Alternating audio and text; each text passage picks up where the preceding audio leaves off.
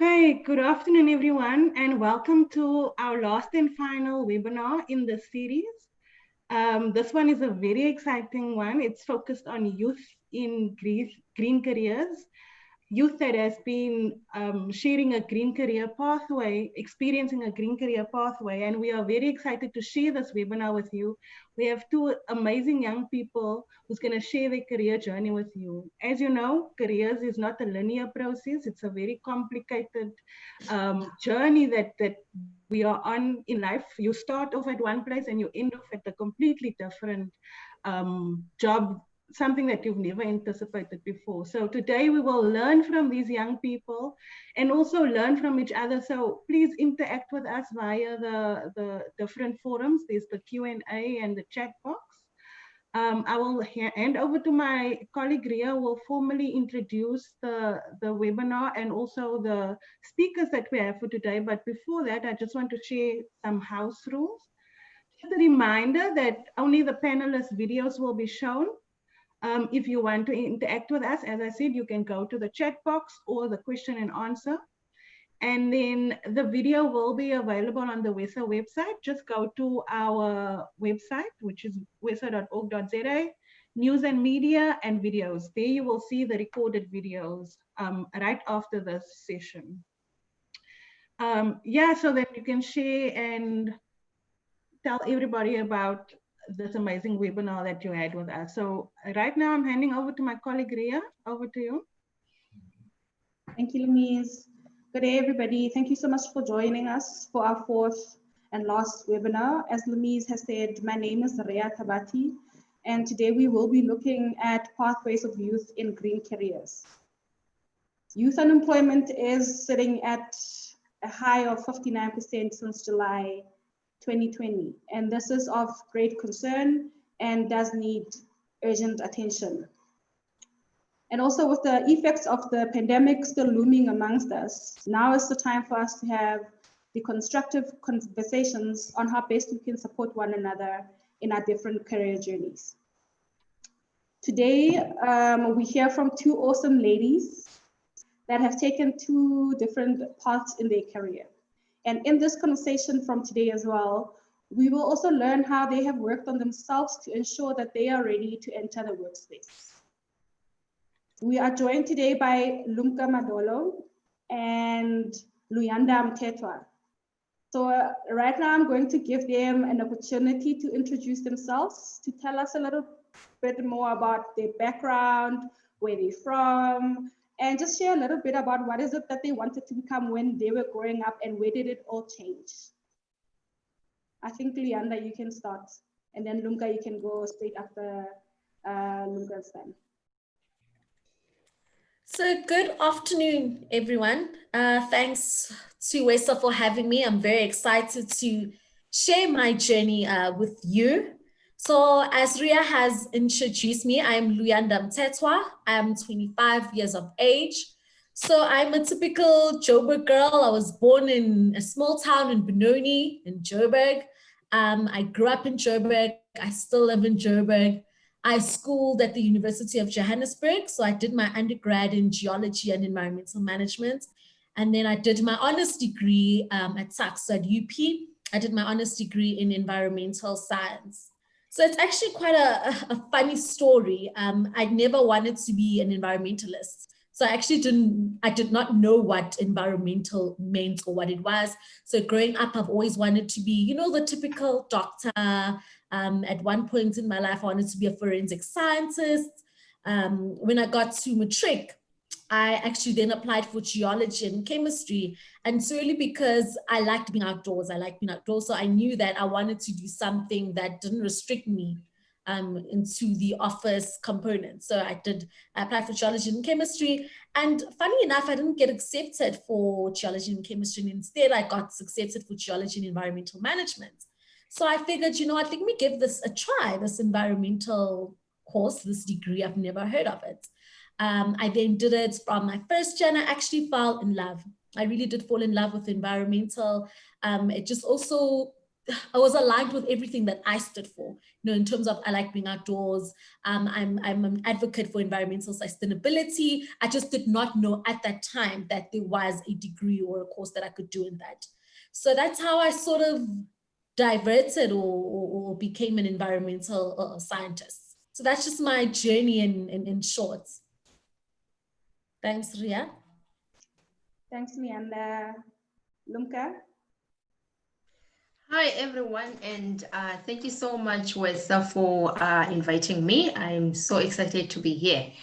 And I'm Lumka Madolo. I was born and raised in Eastern Cape.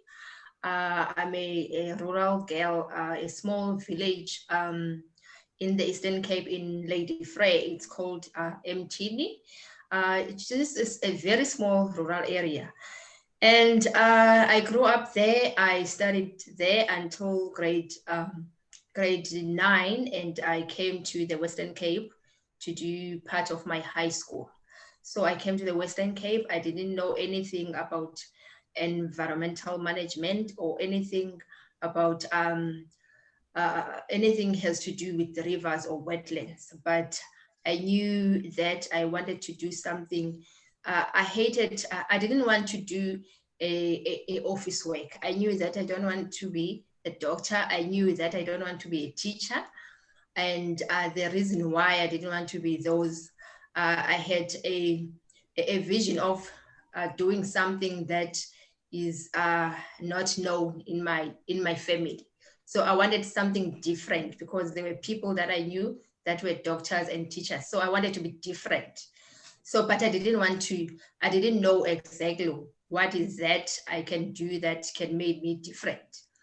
But I also knew that since I'm a curious, so I wanted something that will allow me to use my curiosity. And I did my grade 10 and until grade 12 in Cape Town in a township called Mfuleni. And from there, I didn't have funding to go to university. So I stayed at home for 3 years after my matric. I was working very hard in a farm that was growing plants. So I didn't know anything about plants. So I went there to raise funding for me so that I can go to university. So, but because the salary was too small for me, it wasn't for me to save and to be able to go back and study at university. But I think that was the most important time of my life because I swear I managed to do a research and to learn exactly what exactly that I want to do, to learn myself, to learn my interest. So it's where I found out that, okay, and with the help of the owner of that farm. So he asked me like exactly what I want to do, my interest. And he was the one who just advised and guided me to the careers that can link with my interest, which was one of them was in environmental science and conservation. And the third one was horticulture. So I chose environmental science because I saw that it was too broad compared to the others. So I wanted something that will allow me to do anything that I want to do and broad enough for me to be able to use my curiosity to get answers of what I want to know. So after 3 years, I went back to university. I studied environmental management in Cape Peninsula University of Technology, which is in Cape Town. So I did a national diploma there. And then after that, I did BTech. And currently I'm finalizing my master's in environmental management with my research focus on rivers and wetland restoration work in the Western Cape, one of the big rivers that supply Cape Town with water. So yeah, thank you. Okay, thank you so much, ladies, for sharing with us where it all began in your career journey. So Lumka, you had said that you are busy now with your MTech in environmental management, and Leander, you also studied your honors in environmental sciences. Sorry. So, what made you kind of navigate into this career? So, after studying your degree, what kind of helped you navigate into the career that you've actually taken now? Lunga, you can Okay. For me, I fell in love with there's a funny story that happened at home when I was growing up. We used to collect. We are still collecting water from the river, so we walk like numbers of kilometers to collect water. So I was always interested in knowing that because we had natural wells and we had to dig holes to get water. So I was always interested and wanting to know like exactly where this water is coming from. Like, and I used to ask my parents or old people, trying to find answers of where is exactly this water coming from. But we were always told that it was those were crab that were peeing in that hole. So one day I took one crab and I took it home. I just wanted to see, like I had a bucket. So I wanted it to pee in that bucket to prove what they were telling me, if it's true. So, but it wasn't true. And I had a scary beating from my mom for doing that. So when I started my diploma, rivers and wetland was part of the program. So I was just curious about them. I was in love with water, and because at home we're not allowed to swim because of traditional beliefs. But I always want to prove whatever people telling me. So I came more interested in rivers and wetlands.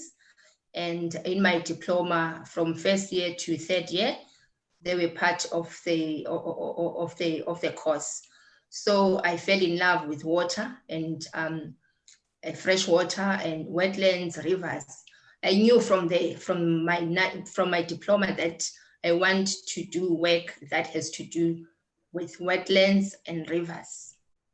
Or I want to be in water sector, but in the water sector, because it's still broad, I don't want to be in the water quality. I want to be in fresh water where the rivers and wetlands are. So that's why I kind of branch. I'm doing what I'm doing today. I'm doing restoration work in rivers and wetlands.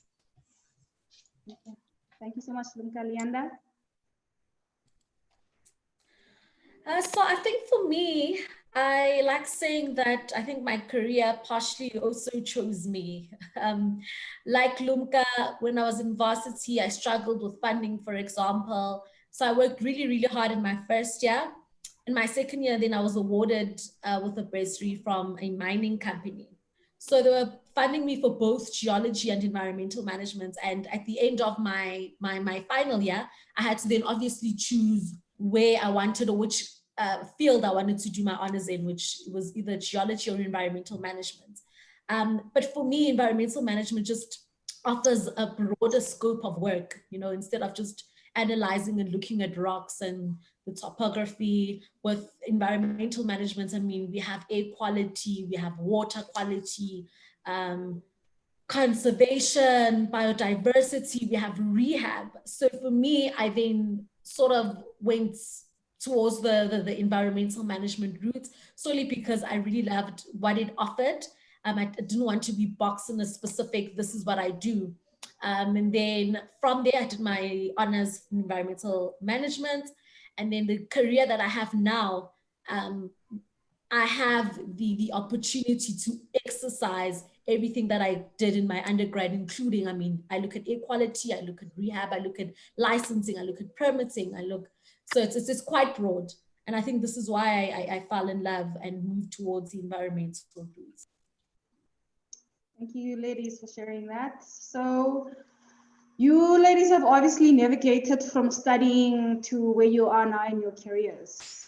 And it's every university students' dream, or it's something that they look forward to, is to land their first jobs.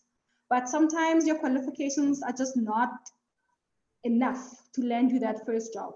So what were the key things you did while you were in varsity to prepare yourself for your first job? And also, what advice would you give to a young person who wants to gain experience? How can they do that and make themselves more marketable in the sector?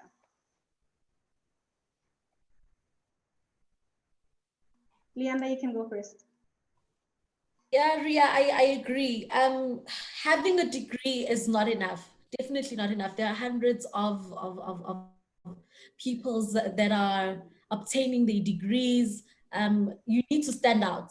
You need to ask yourself what makes you different from your classmates. You know, and I think you always need to go back to the why. Why are you in the field that you're in? Why do you want to be environmental a manager or an officer? Why do you want to advocate for the environment? And I think that needs to push you, you know, you need to be passionate about environmental sustainability, and that will always pull through. We'll always see that. I mean, if you get a job interview, what makes you different from another candidate? It's the passion that you have. Also, work on your soft skills. So it's not just about the A's that you put on the table. Work on engaging with people. Networking is very, very important. Network with an industry or an organization that you want to be a part of. You know, just maybe find out who the officer is, the environmental person of that organization is. See if you can, there's LinkedIn now, create a LinkedIn account, search for them on LinkedIn, pop in, hello, I'd like to shadow you, for instance. You can job shadow, you know. If they don't have any vacancies, you can ask to volunteer. That's what I used to do during my varsity years, volunteering, researching on current environmental policies that are going on, what are the topics, always be informed. I mentioned LinkedIn. I think it's very, very important. Create blogs, speak about what you're passionate about, social media. You can start a YouTube blog, just put yourself out there. But I think what's most important is your why. Always go back to your why. And I think when you're passionate about doing a certain thing, or you're passionate about the industry that you're in, it will always pull through. And someone can just read one of your blogs and say, oh, wow, look at this. I found this very interesting. I'd like to have a conversation with this graduate. So I think just having your degree is definitely not enough. Work on yourself, soft skills. Even that when you get the job, you can definitely excel. Perfect, thank you. Lumka? I agree with Leanda, and the advice that I would give students or youth out there is to know your interest, to know what you love what you do. So for me, I didn't struggle enough to enter on the workspace because I had experience already by volunteering. I know most of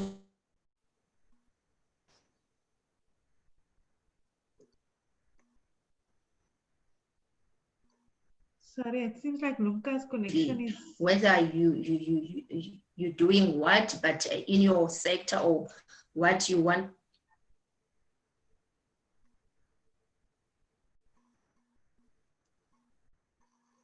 So, Luca, sorry, your connection is a bit bad, so we'll just move to the next question, Ria, and then we'll ask Luca to check a connection. Okay.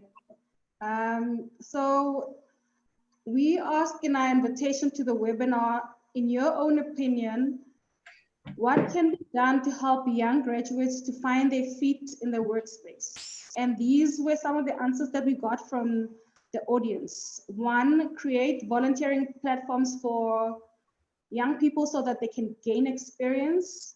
Create a program where pre-graduates can enter the workspace and through that get experience. Number three, to be trained or briefed about what to expect in the workplace. And a lot of the answers were quite similar to the ones that I've just read out. So Lumka and Leander, you have spoken quite a bit about how you prepared yourselves to enter into the workspace, volunteering, putting yourself out there. How has the transition from your tertiary days to the workspace been? Was it like a complete shock? Was it totally different from what you had imagined when you were in varsity? And what other things that you wish you knew that could have better prepared you for the work environment? For me, the national diploma, we have 6 months practical that you need to do. So that in-service training helped me a lot to be in a, while I'm still studying for my degree, but to be able to be in a workspace. But the work is different to what you learn at school. Like you at the university, a lot of the things that you do at work, they are not part of the course that you study. So for me, that was not a huge challenge when I got my internship. When I started working, because I had experience through my national diploma, through my in-service training and my volunteering work. But one of the things that I wished I knew when I started my internship was because at school, yes, we did GIS, for example, GIS mapping, but we didn't learn enough on how to apply those skills in a workspace. So I think some of the challenges that in our education system or university, they are not able to provide or to guide students on exactly what is happening practically at work, what you are.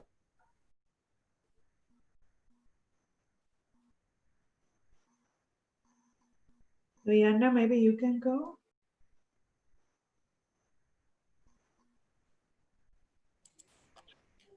I think I definitely share the same sentiments as Lumka. I think there is a difference between a technicon and a varsity, and I think my preference with technicons is the fact that you do have practicals that you need to do, and then in varsity, it's literally a lot of theory work, and that can become a bit challenging when you start working, because the theory can't necessarily help you do your work. You know, you actually need to do practical stuff. I think what helped me was the fact that I did a lot of back work during my undergrad, but I mean, not everyone has that exposure. So I think volunteering is also very important, or even just job shadowing. Just drop an email. Hi, my name is so and so. I just want experience, because definitely what you learn in varsity is definitely different from what you do on the job. So it's literally on the job learning. But I mean, it's not always doom and gloom. You do eventually find your feet. It's not as bad as I think sometimes we make it seem. I think if you're consistent and you work hard, you'll definitely pull through. I mean, I wish in varsity they taught us how to, I don't know, be more strict and in terms of meeting deadlines, for example. You know, in varsity, if you don't hand in an assignment, maybe your lecturer will give you an extension. In the workplace, that doesn't exist. If something needs to be submitted by 2 o'clock, it needs to be submitted by 2 o'clock. And I think sometimes you really get, it can be quite overwhelming, because I mean, the expectations are there, you need to deliver. Whether or not you're a graduate or not, you need to, I mean, it's a business at the end of the day. So sometimes I think that can be a bit challenging for us.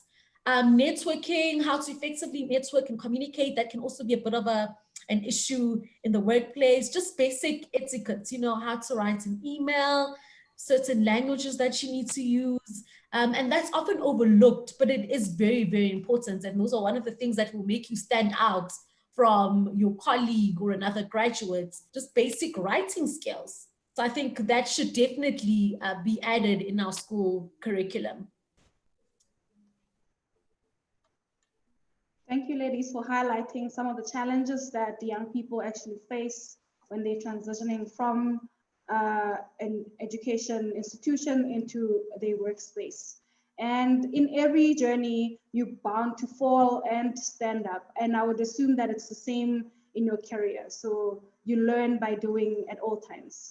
So in your opinion, what are some of the common mistakes that young people make in their career journeys? Lumka, are you back? I think you can go, Leanda, while we wait for Hi, Ria. Oh, Lumka is back. So Lumka, you can Okay. go. Oh, I didn't get your question or what you were saying, Ria. I just got in now. I was asking Lumka, what are some common mistakes that young people make in their career journeys?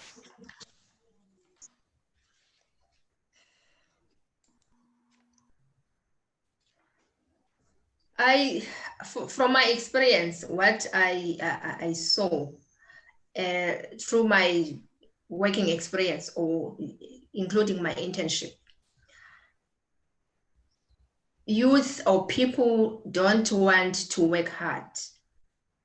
They don't want, even some of them, if you get internship, they are not willing to work hard of what they want to do. They're not willing to go out there they're waiting for the opportunities. They don't want to go out there and look for the opportunities. Like when you are a student or when you are an intern, you need to go and attend workshop. Leanda mentioned something about networking. Networking in our environmental sector is very important. But what I've noticed to one of the internship group that I was involved in is the lack of interest. It's like, I don't know, they don't want to, they're not interested on what they are doing. So you need to have passion. You can't be in an environmental sector without having passion. You need to have passion for whatever you are doing in the environmental sector, whether you are in the water sector, whether you do compliance, but you need to have passion. So there is a lack of passion to young people. They don't have passion for what they do. They don't want to go out there to look for the opportunities. They want people to bring opportunities to them. Even those that they are already interns, they don't want to work hard. It's like they want everything to be done for them. For example, one of the students that got work internship, and she was working, she was studying and she had to work, but she was complaining of doing work while she's studying. But there's nothing wrong with that. You can study, you can work while you are studying, and you are gaining experience on that. And I think, yeah, the problem with our youth is not wanting to work hard, not want to go look for opportunities, just want to be fed with everything. We want people to give us opportunity. We don't want to look for the opportunities. We don't want to work hard. That's the issue with the youth. Thanks, Lumka. Leanda? I don't know, an issue that I've seen in the workplace. I think sometimes we can lose ourselves in the workplace. And what I mean by that is it can become very demanding in the workplace. But I think it's always important for us to remember the goals that we've set for ourselves. Otherwise, we'll become completely consumed in the system. So as much as you are in this organization, you're here to make a difference, but always have your goals in mind. So where are you aiming to go? Where are you aiming to, what are you aiming to achieve in the next 5 years? Will you still be in this organization? How are you going to use what you're learning in the organizations to help you sort of propel to your end 5-year goals that you have, for instance? And I think without that, it's very easy to become frustrated. You know, it's very easy to become unhappy in your present job. So I think just always have that in mind. Why am I here? what am I bringing to the organization? What do I want to learn from the organization? Where do I see myself in the next year, in the next 5 years? And in the frustration, it's so easy also as youngsters to quit. Sometimes we quit too soon. This is not what I studied in university. I'm here now. I don't like this. This is not aligned with who I am, and we just quit. And I think it's always important to know that in every season, in every job, there's definitely something that you can learn. It might not be where you want to be or where you aim to go, but it is a stepping stone. So I think sometimes we forget that. I mean, we millennials, if something doesn't work for us, we're quick to jump ship and look for something else. But we always need to remember that there's something that we can learn from an organization and be intentional about why are we here, what do we want to bring into the organization, and what can we learn from that organization. Thanks, Leanda and Lumka. Thank you so much for sharing your different views on how young people can actually channel their energies and channel themselves to be more successful in the career that they're in. And we've also seen that there's a few mentorship programs that are available for young people in different sectors. And I know throughout the conversation, you guys have mentioned the word mentor quite a few times.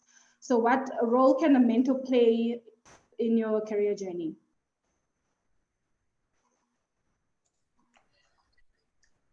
They can definitely. Sorry, Leanda, you can go ahead. I think they can definitely help you, guide you, towards what you want to achieve. If it's a mentor that's in your field, they've been where you are now.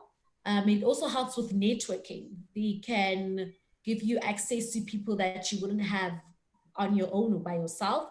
So they can definitely help that. They're your voice in rooms where you're not there. So that's definitely the role of a mentor. And they just help you sometimes just gather your thoughts and gather your ideas. They can just propel you in the right direction. So I think it's important. I mean, you can't do life by yourself. So mentors really help in terms of that. And I think, as youngsters, it's very important to know that you do not know everything. As much as you can have your degree, you do not know everything. And your mentor can just also be that wall of knowledge. As much as this is where you want to go, have you considered this and that? So I think having a mentor is very important. Thanks, Leanda. Lumka? Yeah, having a mentor is very important. On my internship program, when I entered the workplace, I did have a mentor, and not only one mentor. I have 3 mentors that were mentoring me, 2 within my organization and outside my organization. So the mentor is there to guide you. So the mentor is there to guide you on your career journey. You need, because sometimes, as Leanda said, we don't, as young people, we don't know everything, and we are allowed not to know everything. And especially when you are new in a workplace, you are a new graduate, you don't know anything. You don't even know your career goals. So the mentor is there to guide you on your short-term career goals or long-term career goals, which for me, I think that's the huge role of why I am being here today. It's because of my mentors. They guided me through my journey or my career journey. They made me think of what I want to do in future and how am I going to do it. And they kept reminding me and motivating me on pushing forward, on achieving my goals, on achieving what I planned, what I am planning to do. So the mentors are there to guide us. Even today, I still have a mentor. The mentor that was my mentor in 2013, she's still my mentor, even though I'm not working with her. And I have mentors outside of my organization, people that have experience, people that can guide me. They are still guiding me. So the mentors are very important. I have also that are guiding me in my business, because I don't have skills with business. My field is environmental science. So they are very helpful to guide and to give you, to motivate you on what you want to do and to encourage you on how to achieve what you want to achieve. So it's very important to have a mentor. You can, again, you go out there, you find a mentor. The mentor is not going to come to you. You need to find someone who can, along with your interest, who can be able to, you go there, you ask the person to be your mentor. So the mentor is not going to come to you. The person is not going to know that you need a mentor. You need someone to guide you in your career. So the mentor is very helpful, and we need to go out there and find and ask people to guide us, ask people to be our mentors. Indeed. Thank you. I agree with what you ladies have said. There's so much to learn out there, and there's so many great opportunities to always be improving on yourself. So you both are environmentalists, right? So what do you think are the best channels to educate our youth on what it actually means to be an environmentalist? Leanda, you can go first. I like this question, Ria, simply because when I was growing up, as I mentioned, I did not know that there was such a thing as an environmentalist. You know, we hear about the common courses that you can do, you know, you can be a doctor, you can be a lawyer, you can be a teacher, but nothing on environmentalist. But I think the world is moving towards environmental sustainability. So there is much more sort of awareness in terms of being an environmentalist. But I think definitely social media, raising the flag up, this is what you do, informing the youth, TV, adverts, newspapers. I think we just need to put ourselves out there. You know, I think we have improved from where we were 5-10 years ago, but I think definitely social media. People want to see, okay, there's an environmentalist in my community. They advocate for, I don't know, keeping your dams clean, picking up litter on the streets. Oh, this is, you know, sort of, let's make ourselves visible, you know, individually as well as environmentalists. Let's be proud of being an environmental advocates, you know, let's make ourselves known in the community on our platforms. And I think we'll definitely raise better awareness in that way. Thanks, Leanda. Lumka? Yeah, Ria, Leanda is right. We've made a lot of improvement on environmental awareness. I also didn't know anything about environmental management or environmental issues when I was growing up until I did grade 12, until I went and worked for 3 years. That's how I got to know environmental issues, but I didn't know anything. But in today's world, we have improved a lot, but still there's a lot that we still need to do. For example, in where I was studying, where I was doing my high school, they know nothing about environmental or green careers. They still know those degrees that we've been told about, and we still need to do a lot of environmental education through events. We need to go to people, to go to schools, go to kids, go to youth through social medias. And as environmentalists, we need to go out there to schools where we were studying, just to teach kids and to teach youth about environmental issues, about green careers, so that they can be aware of environmental issues. Thank you. All right. That is so true that we still have a long way to go in actually educating everyone about the fact that environmentalists are not just tree huggers that have absolutely nothing to do. There is quite a significant role that we play in actually ensuring sustainability in our world. Ladies, what do you think, what role do you think the generation can play to make this world a better place?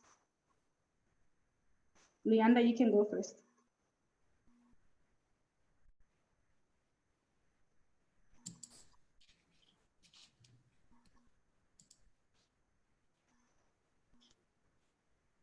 Did we lose Leander? Lunka, I think you can go while we try and get Leander back.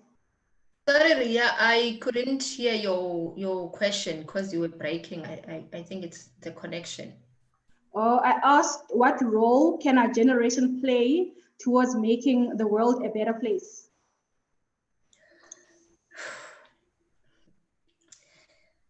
The role that young people can play is to get involved. As I said, go out there, be involved in whatever issues that we have, not only environmental issues, just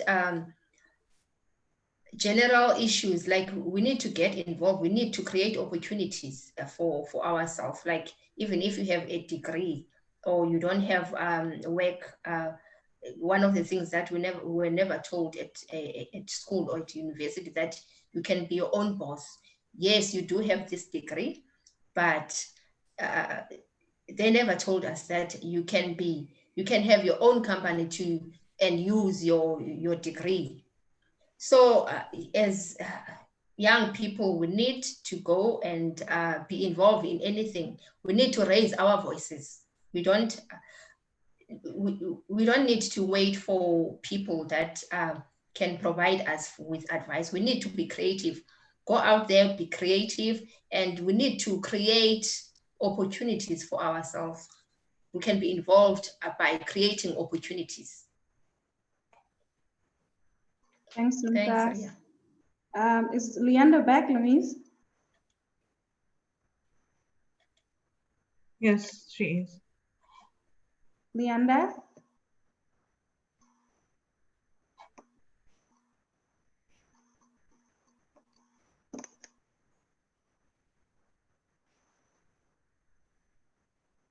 Okay, I think while we try to get Leander back, we'll move on to the next question. So there's a lot of talk, Lunka, around there's a lot of lack of skills in the environmental sector, but the graduate unemployment rate is so high. What do you think the issue is there? Is it with individuals? Is it us? Or is it the sector itself? Or is it the training at university level?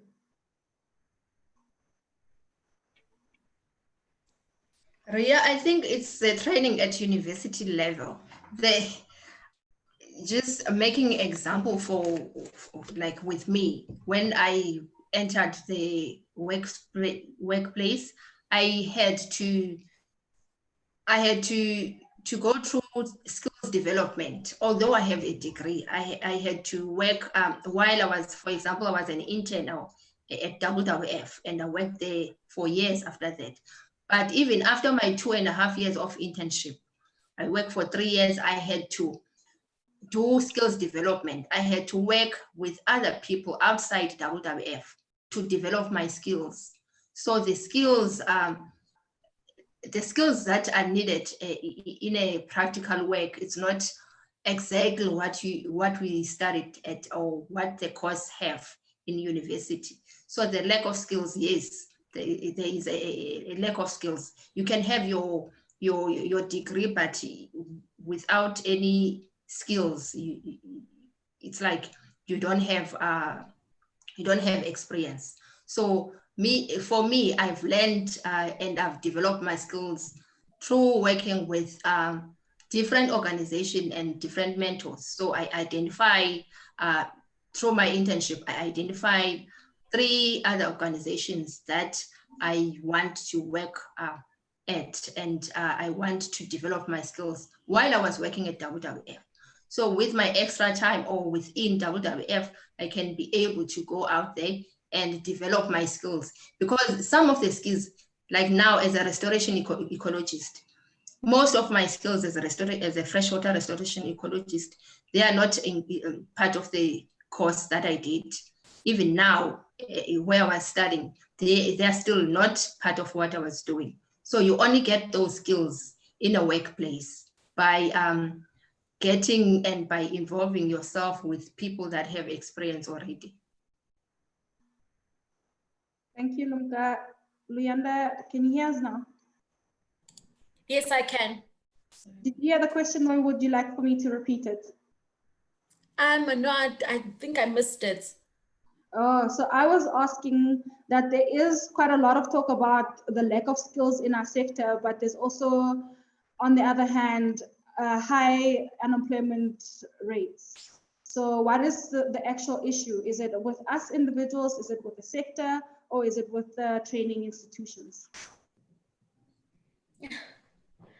I don't think there's a black and white answer. I think we all need to sort of advance across all the boards. So individual, our institution, as well as our workplaces as well.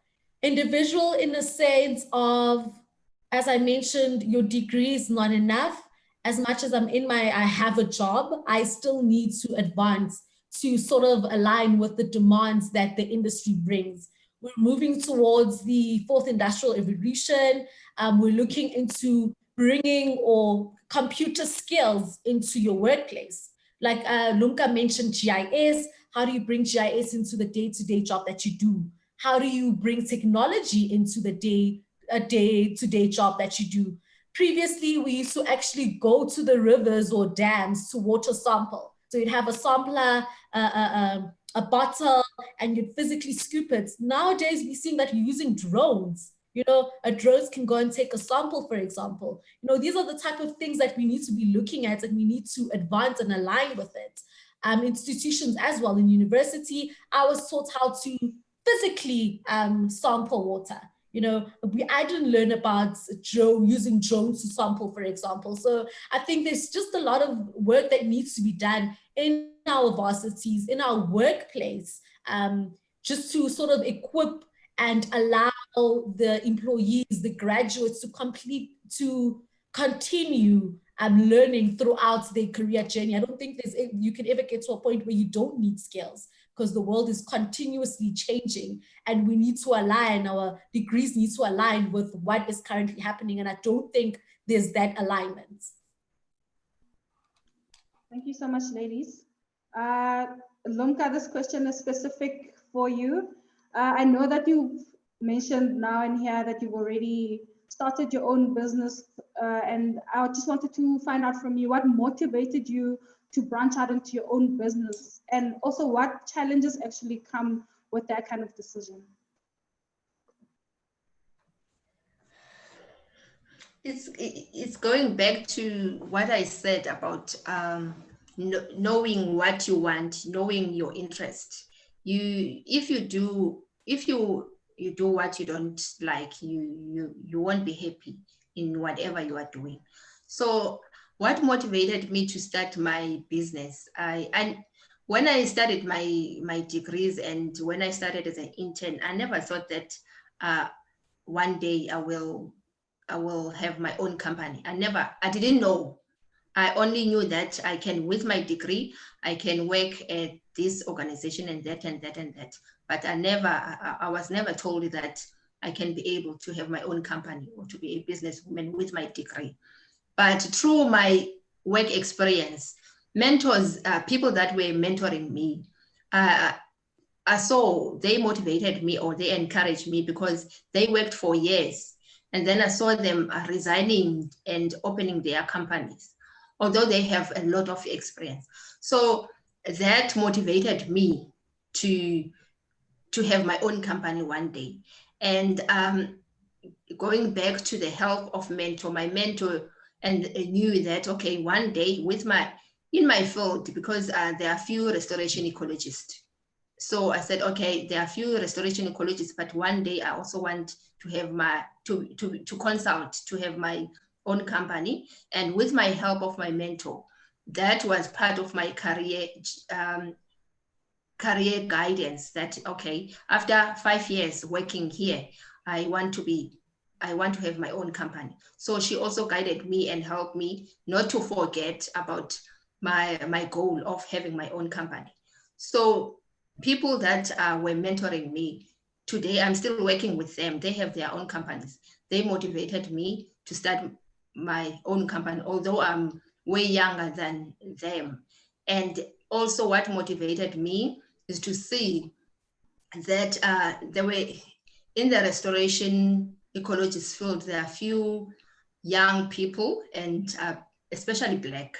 So people that I've worked with in restoration work, I was very young compared to them, and I was the only Black person. So that motivated me that, okay, if these people or if my mentors can do this, why I can't open my business?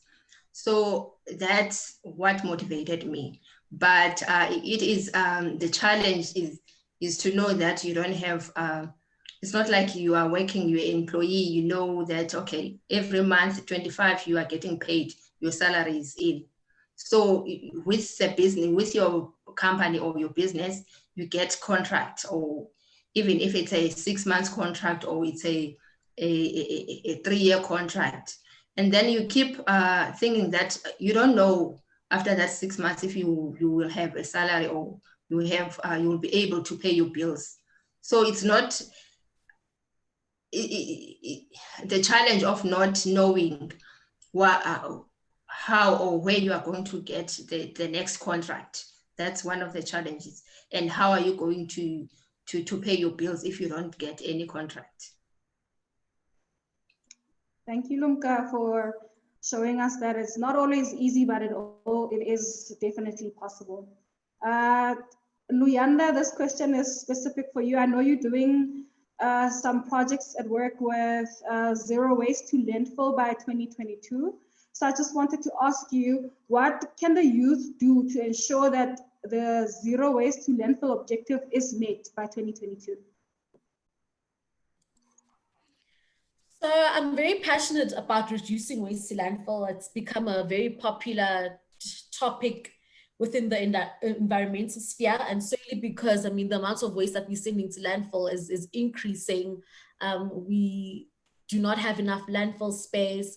And I think we've become a very disposed generation. And it's aligned with the circular economy, which seeks to do away with the model of you have a product, you make a product, you consume the product, and then you just dispose of the waste.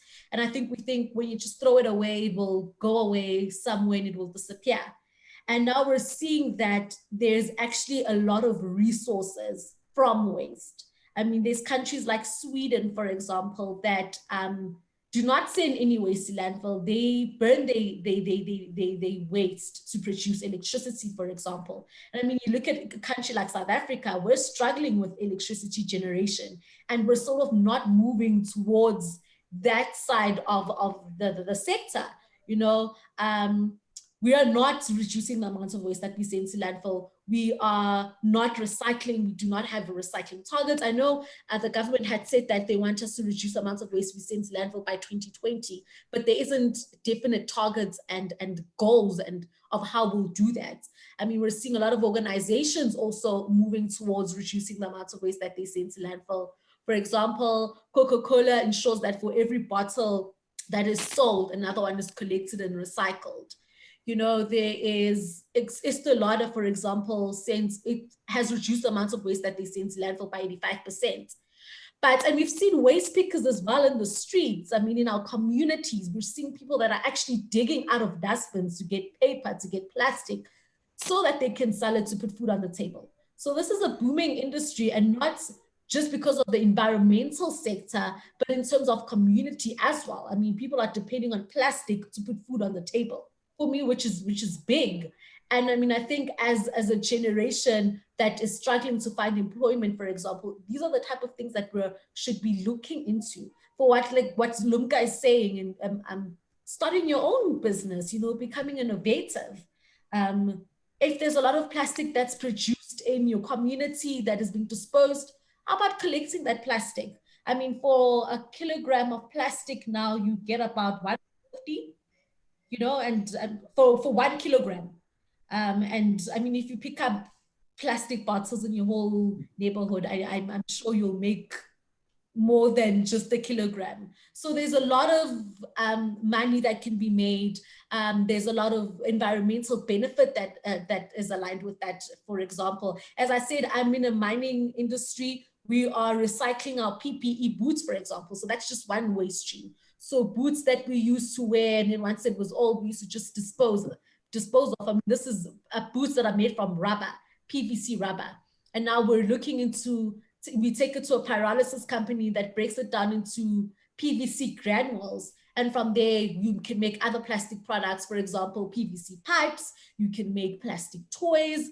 And that's just from something that someone thought has no value, you know? So I think as the youth, this is where we're supposed to be looking at. What is being disposed? What can we make from it? Let's be innovative. I think it's very, very important in this industry, and it's very, very important in where we're going. Thank you so much, Leander. One last question for the day. So is there any quotes that motivates you, ladies? And if you have any other last words of motivation to the young people that are actually watching today and that will be watching this video beyond the webinar today. Lunka, I think you can start with a quote that motivates you and your last word. Okay. The quote that motivates me is,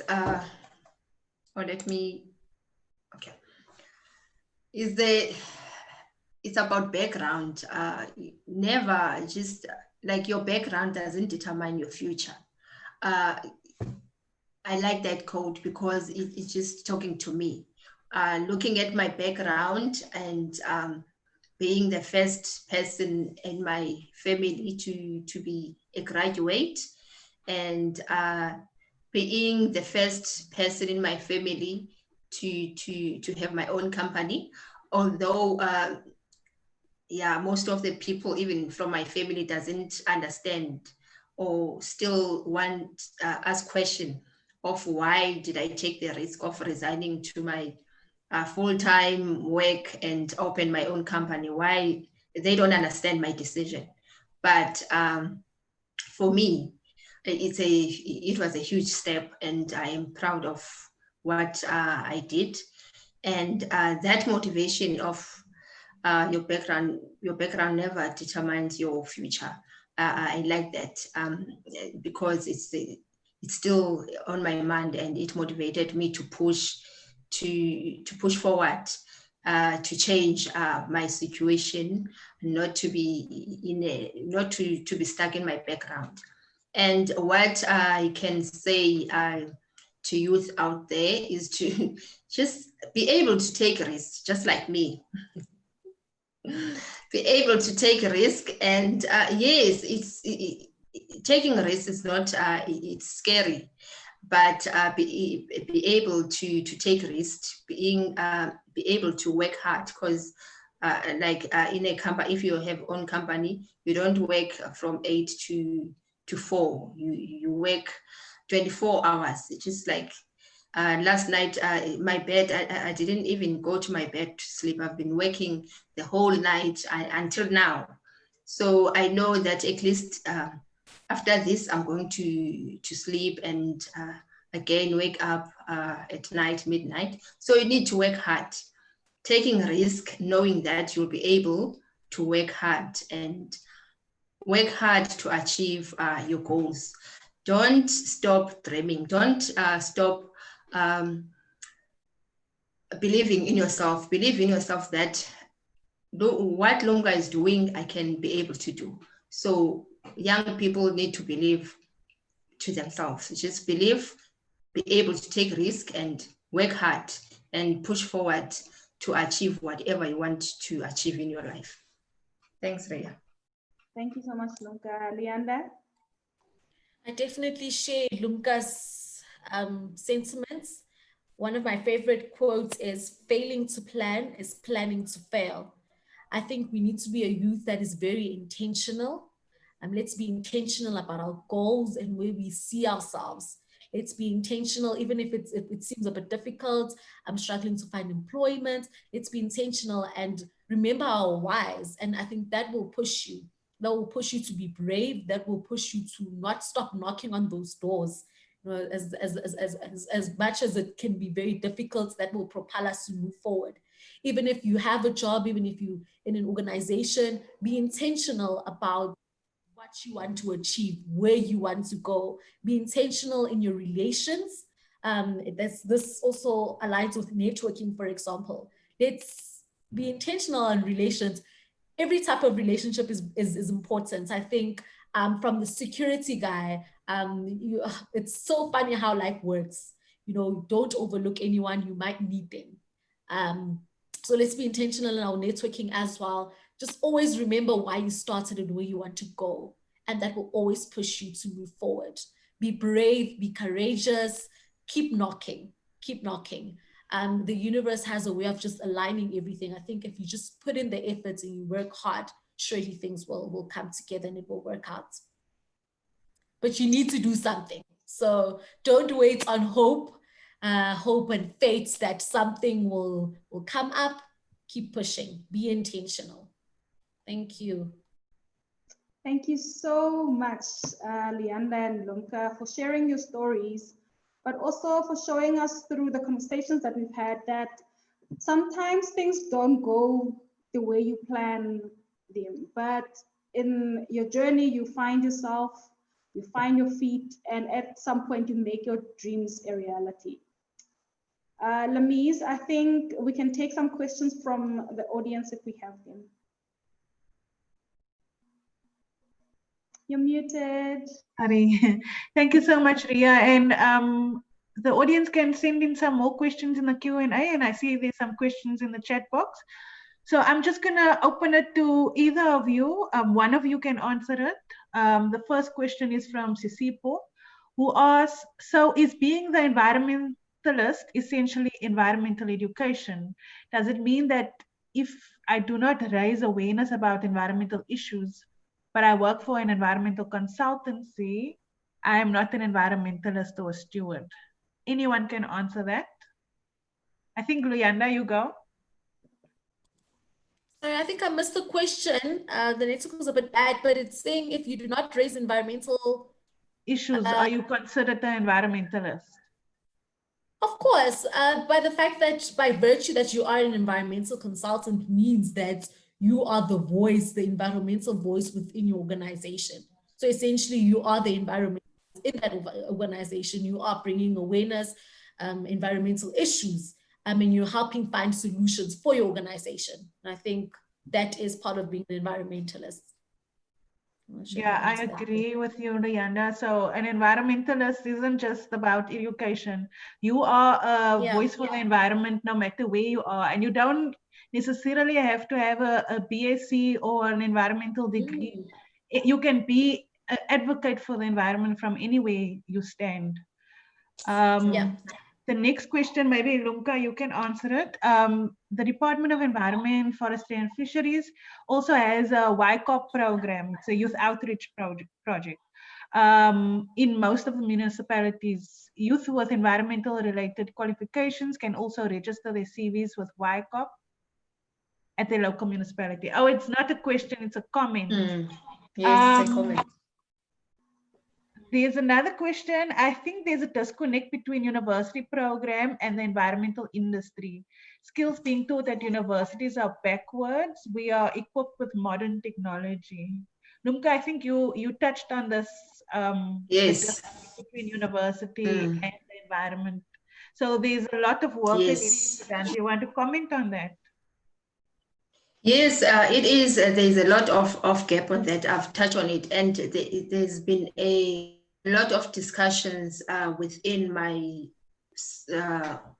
field or my sector, the restoration work.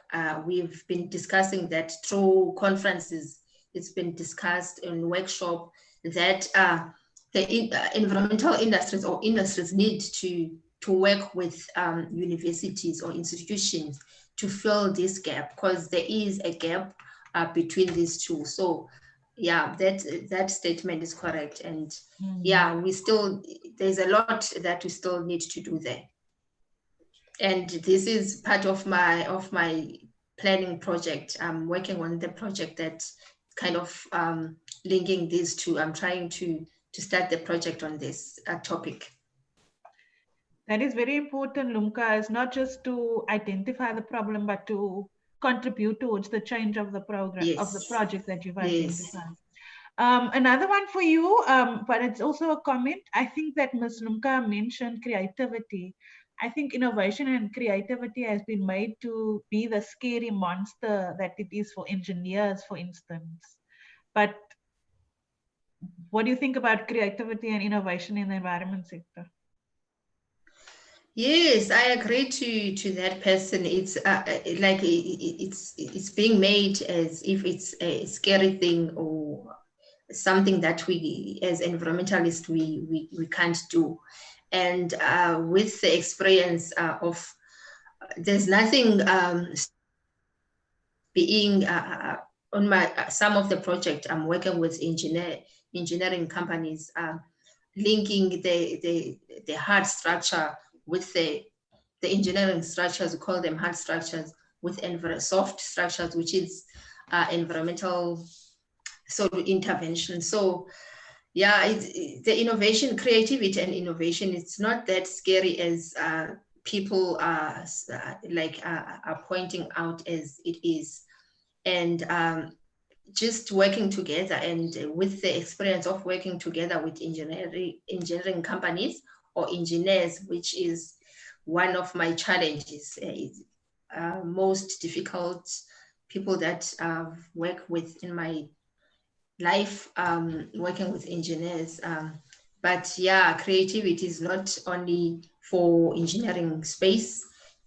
As an environmental sector, we can also be creative and innovative. Lumka, I have a last question for you, and then there's a question for Luyanda, then we'll wrap up. So you mentioned passion in the environment sector. So do you have any plans to start environmental projects at home, specifically Makaya? Exactly. Yes, I am. I have discussions as well with my colleagues that are in Eastern Cape, and to start the project, especially I'm looking at not only for my village. I'm working together with one of my colleagues that are working at that side, but not they are working for government departments. So we are working on this project to do restoration work, which is not really going on in the Eastern Cape, but I am looking at starting a project in Emakaya. So this is definitely on my list. Thanks, Rumka. Last question for Noyanda from Gary, who's asking, we're not expecting too much from schools in terms of totally preparing someone for the workspace. There's no way that a school can do this. You can only gain experience by being in the workplace. Not everyone can afford to volunteer. One of the key challenges is attitude and being prepared for anything just to gain the valuable experience, to be prepared to support anywhere and doing almost anything. So how do you develop good ethics and attitudes in students? I think this is from a point of view of a training, or from a school or a university perspective. How do you instill these values of good ethic, good work ethic and work attitude in students? Luyanda, do you want to give it a go? I think I definitely agree with Gary. As I mentioned, we can't put the school completely out of fault. You know, it's a school issue, it's an organization issue, and it's an individual issue. All these sectors need to play their parts. Schools specifically, they need to align the curriculum to align with the technology, for example. But as individuals, we always need to, as he said, we need to be willing to try out different things. It does not have to be aligned with where you are now, where you want to go, but it's starting points. As I mentioned, your first job might not be what you studied or where you thought you were going to be, but what you learn there, the skills that you learn there will come in very handy. For example, I know one of my friends did a degree in environmental science, for example, and their first job was working at a coal consulting company. So they were, you know, people who call to sell you insurance, and for them it was frustrating. But now that they've left that role, they've realized, wow, I know how to speak to people now. And that's something that they didn't learn in university, for example. But because they were there, that's a skill that nobody can take away from them. You know, so knowing where you know where you want to be, but you're not there yet, but the skills that you learn along the way are very valuable. But that does not take away from the fact that universities as well need to align with what the industry is looking for. So all these in the industry as well, once you start working, your workplace needs to make the environment suitable for your growth. You know, if they need to equip you with the necessary skills where we are now. So the industry, schools, and individual all need to play a role. It's definitely not just a specific industry or just the individuals. Thank you very much, Luyanda. And then Lumka, someone asked for your contact details. I see you've shared it. Someone also asked Ria for if there are any programs, WESA programs in Limpopo. Ria is actually the project manager, so you can email Ria to ask about any Limpopo related projects. And then someone, Adelaide, said she needed to hear this webinar. Thank you very much. I think we've inspired a lot of people today. The two of you in particular with your career journey stories, and we hope that we will inspire people even beyond this session. Lumka, are you on LinkedIn? Yes, you can find her on LinkedIn, Lumka Madola, Yes. if I'm correct. Yeah. Yes, And Lumka the same Madolo. with if you want, Sumadolo, sorry. The same if you want to connect with Luyanda. Are they welcome to connect with you on LinkedIn, Luyanda? Yes, definitely. Okay. And just the last comment from Gary, schools need to be supported and resourced in order for environmentalism to have significant impact in our societies. It is not impossible. This is where creativity and passion is needed. It shouldn't just be about voluntary work, but a way of life that is ingrained from school level. Definitely agree with you, Gary. So just to add on, let me see if there's any more comments and questions. Nothing more. So just to end off, we'd like to share with you a short video about how one's career journey can sort of be up and down, but not to lose faith. Even though the state of the world is a bit up in the air at the moment, let's just continue and keep doing, keep pushing, be inspired, connect with young people like Lumka and Luyanda. WESA is also there as your support. There's a lot of young people working at WESA, and we are willing to help, so connect to us. So this video will just show you of how the career journey goes up and down. Yeah, we'll just share. Ria, do you want to add about the video? No, just to say that it also just sums up what Luyanda and Lumka have said about finding yourself, finding what you love, and just working on that.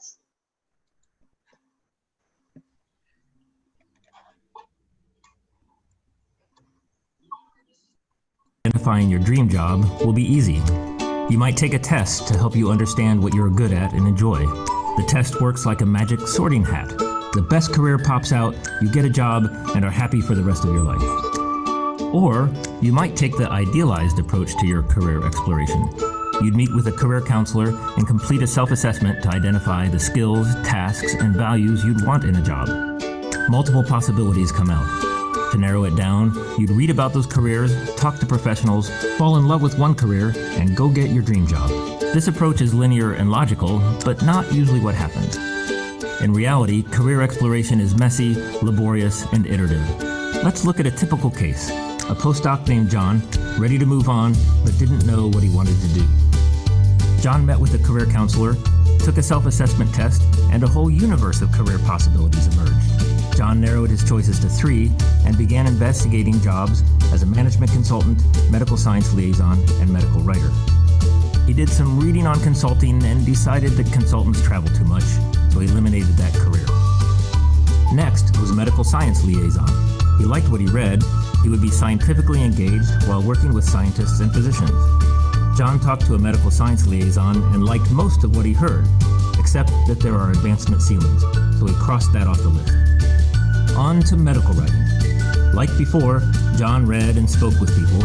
He liked what he learned. He especially liked that he wouldn't need previous experience. He was tired of his postdoc and ready to make money. Over the course of a year, John applied for a ton of jobs, but got no interviews.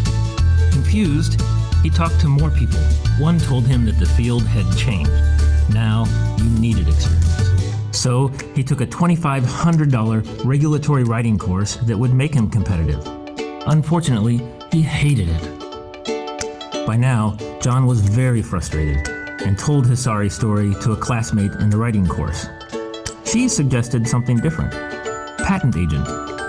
It seemed to involve the kinds of skills and tasks that John liked. This was an option he hadn't even considered. So we started the whole process over, reading and talking to people. This time, he also tested the work with a part-time internship at his university during his postdoc. He loved the work. He wrote reports and met several patent agents and lawyers. One of them suggested that he take the patent bar. He did, and he passed. John applied for jobs and found one quickly. These days, he's happily employed as a senior patent agent at a biotech company. Career exploration is complicated, messy, and hard work. So start early. Career exploration takes time. Don't rely on a single anecdote. Get multiple data points. Embrace serendipity, because career leads can come from unexpected places. Try out the work in a low-risk way and take heart. Eventually, everyone gets there.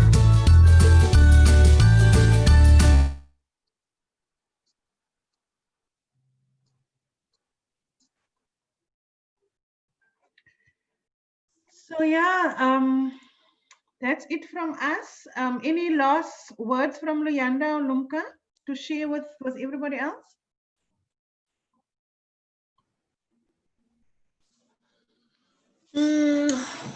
No, I have just want to say to you guys, Wesa, thank you so much for the invite, and yeah, I really appreciate this, and I always get excited for sharing my career journey and my experience, and I believe this is that's the way of motivating other people as well, because that's how I also get motivated to see other people career journey or to see their experience. So this is how I also get motivated. So I always love to share my career journey to motivate people, to motivate youth out, young people out there. So yeah, thank you so much, guys.